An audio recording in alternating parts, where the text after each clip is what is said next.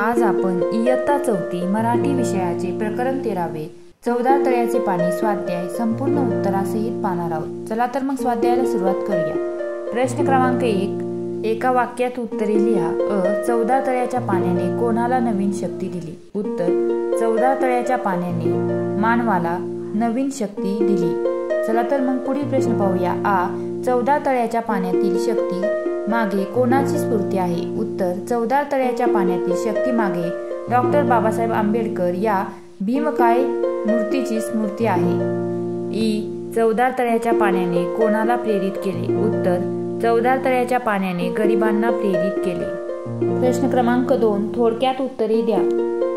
1, अन्यायासाठी लढुनी असे कवयित्री का म्हणते? उत्तर, महाड येथील चवदार तळ्याचे पाणी सर्वांसाठी खुले नव्हते। दलितांना त्यावर जाण्यास बंदी होती। हा मानवतेचा अपमान होता। डॉक्टर बाबासाहेब आंबेडकरांनी दीनदलितांना अन्यायाविरुद्ध लढण्याची प्रेरणा दिली, म्हणून अन्यायासाठी लढूया असे कवयित्री म्हणते। आत्मभान कशामुळे जागे होते? उत्तर, सामान्य माणसात ज्यावेळी स्वत्वाची जाणीव जागी होते, माणूस म्हणून ज्यावेळी जगतो, तेव्हा माणसाला स्वतःचे मी पण कळते आणि आत्मभान जागे होते। पुढील प्रश्न पाहण्या अगोदर चॅनलला सबस्क्राईब करायला विसरू नका। प्रश्न क्रमांक 3, रिकाम्या जागी कंसातील योग्य शब्द लिहा।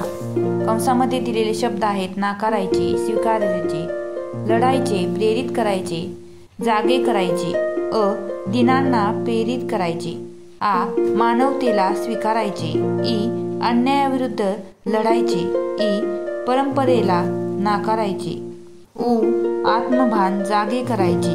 प्रश्न क्रमांक 4, जोड्या जुळवा। 1, भीमकाय स्फूर्ती।